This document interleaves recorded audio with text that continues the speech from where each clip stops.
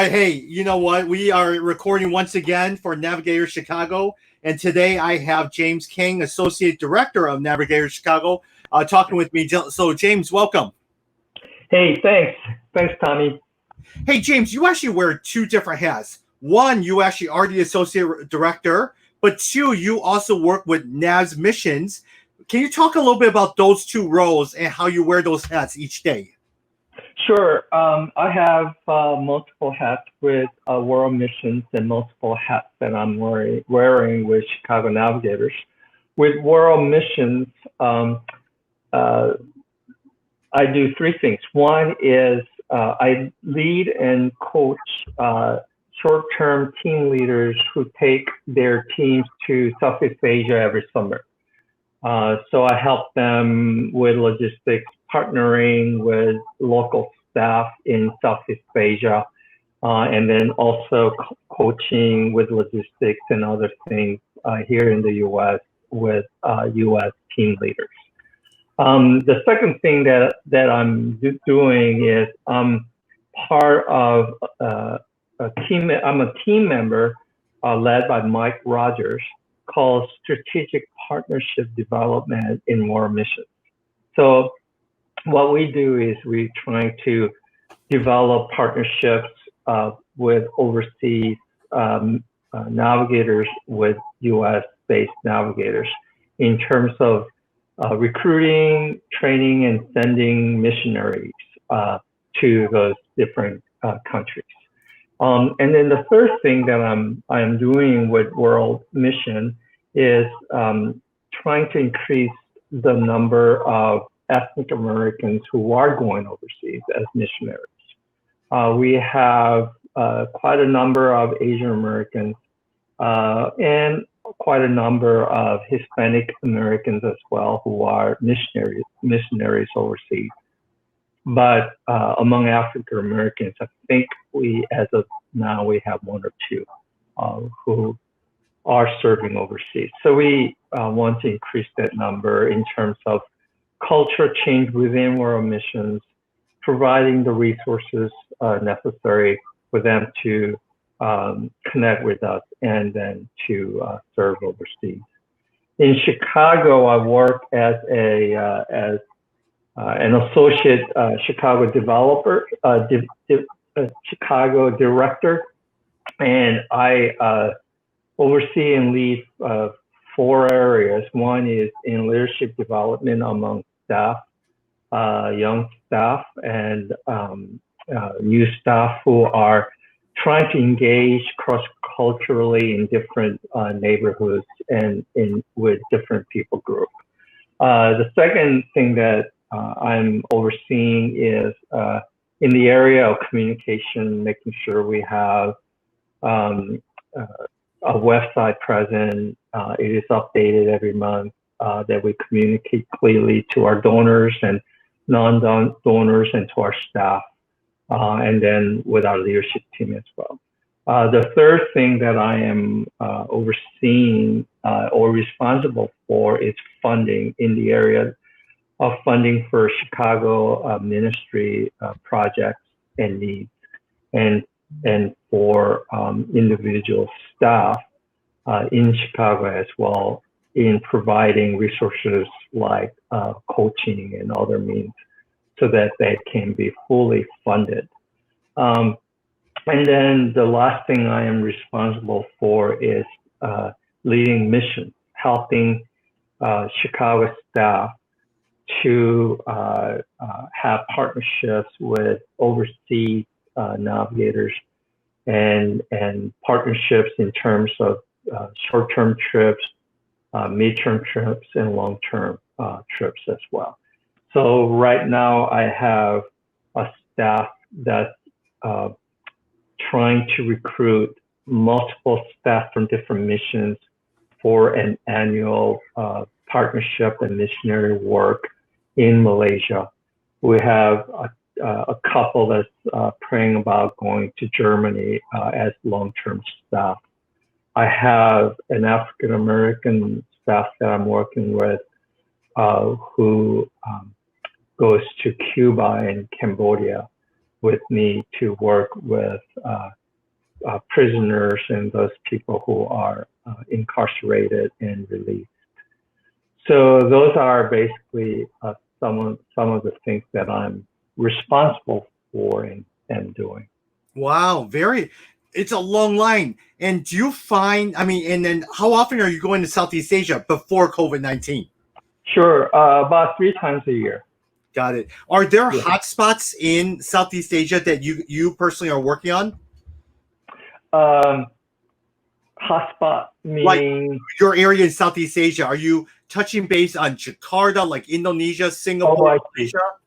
Yeah, sorry, yes. So in Cambodia, it's a long-term relationship I have with them in Phnom Penh. Let me see, in Thailand, it would be Bangkok, and in Vietnam, it's Ho Chi Minh City and Hanoi. And in Malaysia, it will be Kuala Lumpur, their capital. Got it. Wow. How do you balance, let me ask you, James, on a day-to-day basis, how do you balance your Chicago hat and your missions hat? I think we were cut off. Oh, James, on a day-to-day basis, how do you balance between your Chicago hat and your missions hat? Yeah, my wife jokes with me and says that I have ministry ADHD. So I do wear a lot of different hats. The area I think of my strength is I enjoy putting together teams and plans for each of the things that I'm responsible for. I engage very closely with the people on my team, really making sure that we make decisions together and that all the resources needed are provided. We're envisioning things together and implementing things together. And so it makes it pretty easy because I'm not the only person doing everything, but we're really doing it together. And I, see myself at my leadership as someone that really come alongside, and I'm just one of the important part of the team member, but I am also responsible to make sure all of the dots are dotted and T's are crossed in making sure things work out well. So for me, it's not that hard, I don't think, at this point. Got it. Hey, now, James, before this, did you work anywhere else? Did you work in the marketplace, or has Navs always been what you've been doing all your life? Yeah, I had multiple small jobs when I was in college. I drove taxi, a yellow taxi for 2 summers. Didn't make much money because I got lost all the time. And then Chicago has a program during the summers where CTA, the transit system bus, hires drivers for the summers from college campuses. So I did that for 2 summers as well. And then after I graduated, I went to Dallas Theological Seminary, and then I went straight to a staff role after I graduated. So no, I never had a organization or company job. James, as you look back, you graduated from Dallas or DTS, and why not be a pastor? I think a lot of times traditionally you go to a seminary, you go into a pastor. What was it about Navigators that made you decide to pivot and go into this ministry? That's an excellent question. Actually, after I graduated, I went to Costa Rica with my professor who wrote a book on church planning to do church planning when I graduated in Southern California. And so I learned a lot in Costa Rica on the principles of church planning. And then I was going to apply that in Southern California. when I got there, I realized a lot of the churches were focusing on a very narrow, specific demographics or group of people to do ministry at that point. And I wanted to really increase the ability to do ministry outside Asian Americans, with African Americans, Hispanics, with Cambodians and Vietnamese, especially in Long Beach. There were a lot of Cambodian refugees as well. So to do that, I thought, being on staff of the Navigators gave me a lot more freedom and ability to do that. So that's why I decided to go with the Navigators. Got it. I know you were in Los Angeles for a number of years ago. How long have you lived in Chicago then? So I grew up in Chicago, went to Dallas, went to LA, and then came back in 92.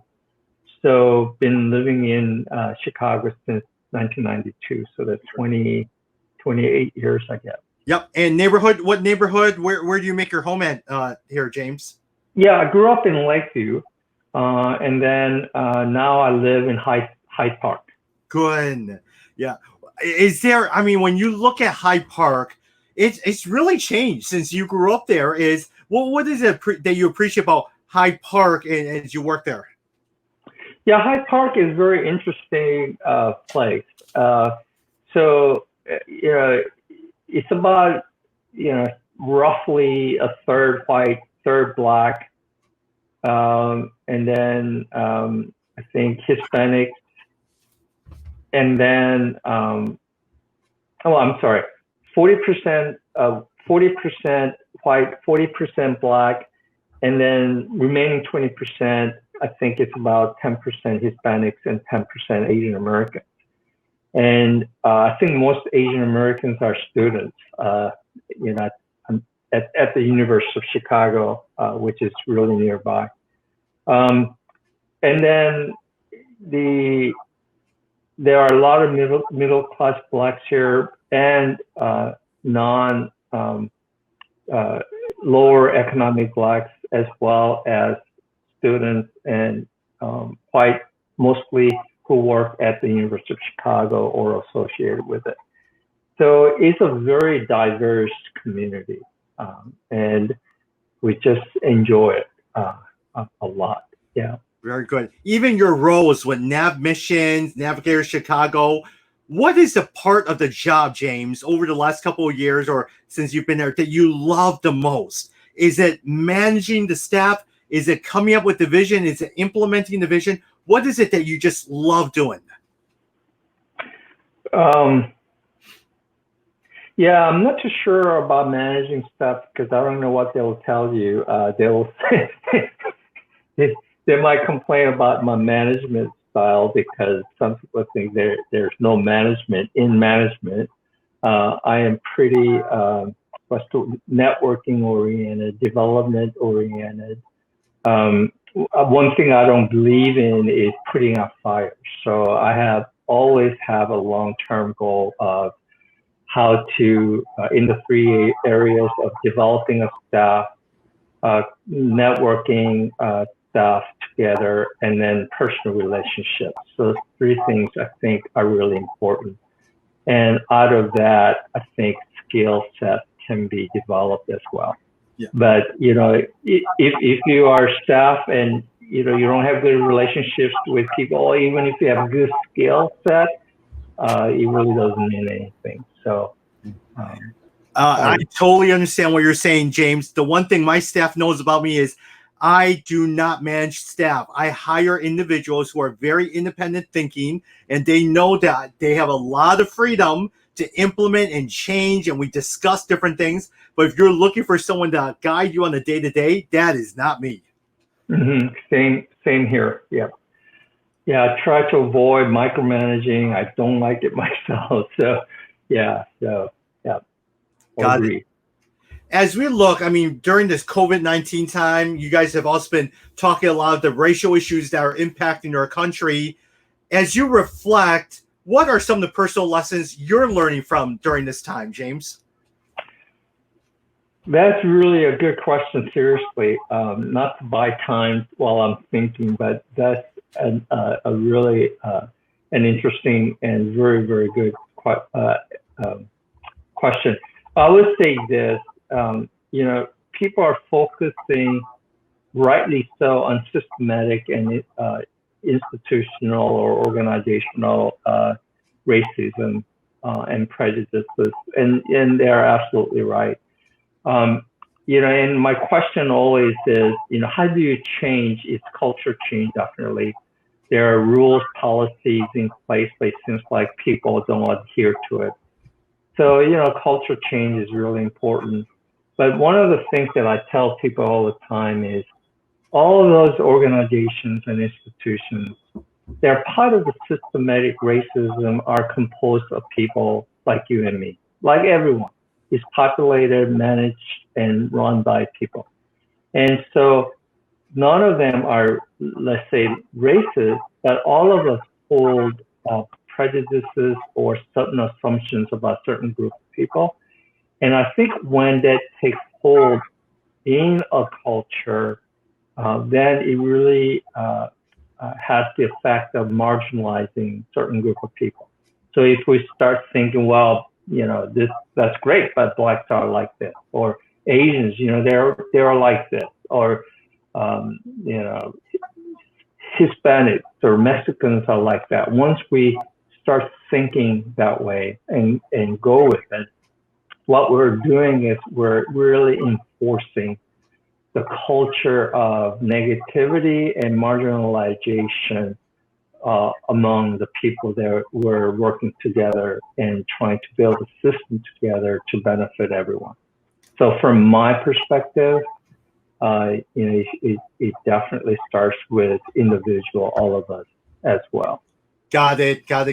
Well, we're talking with James Kang, Associate Director, Navigators Chicago. He also helps to lead and is part of the team leading Navs missions. Especially as we talked about spending a lot of time in the Southeast Asia region.